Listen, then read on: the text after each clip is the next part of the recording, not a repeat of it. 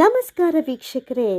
ಸ್ತ್ರೀ ಹಾಗೂ ಪುರುಷ ವಶೀಕರಣಕ್ಕಾಗಿ 101 ಬಾರಿ ಈ ಮಂತ್ರವನ್ನು ಪಠಿಸಿದರೆ ಸಾಕು, ನೀವು ಇಷ್ಟಪಟ್ಟ ಸ್ತ್ರೀ ಅಥವಾ ಪುರುಷ ನಿಮ್ಮ ವಶವಾಗ್ತಾರೆ. ಹಾಗಾದರೆ ಆ ಮಂತ್ರ ಯಾವುದು, ಅದನ್ನು ಪಠಿಸೋ ಸಮಯ ಯಾವುದು ಅಂತ ನಿಮಗೆ ಈ ವಿಡಿಯೋದಲ್ಲಿ ನಾವು ತಿಳಿಸ್ಕೊಡ್ತೀವಿ, ಬನ್ನಿ.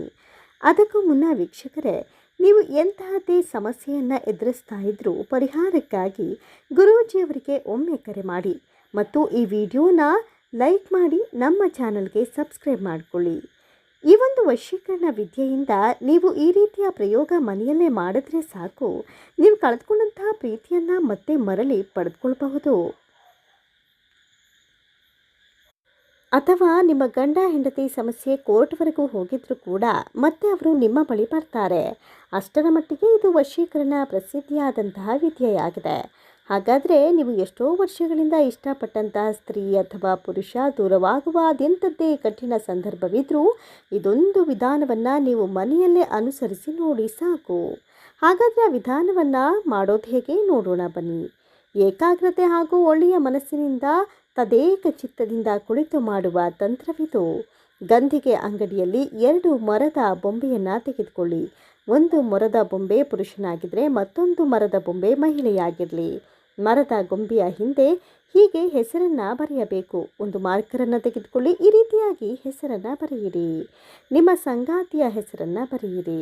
ನೋಡಿ, ಹೀಗೆ ಅಂದರೆ ಒಂದು ಎಕ್ಸಾಂಪಲ್ ಆಗಿ ನೋಡೋದಾದರೆ, ನಾನು ಬರಿತಾ ಇದ್ದೀನಿ ರಮೇಶ, ಇನ್ನು ಸ್ತ್ರೀಗೆ ನಾನು ಗೀತಾ ಅಂತ ಬರಿತಾ ಇದ್ದೀನಿ.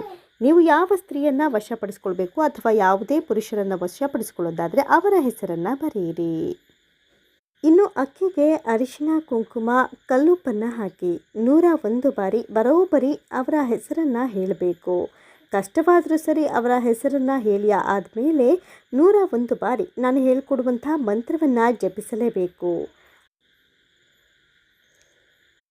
ಓಂ ರಾಂ ಹ್ರೀಂ ಕ್ರೀಂ ಯಂ ಯಂ ಲಂ ಕ್ರಂ ವಶೀಕರಣ ಸ್ವಾಹ.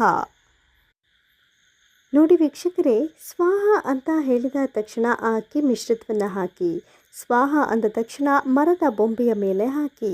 ಇದರಿಂದ ನೀವು ಪ್ರೀತಿಸಿದ ಆ ವ್ಯಕ್ತಿ ನಿಮ್ಮತ್ತ ವಶೀಕರಣರಾಗ್ತಾರೆ.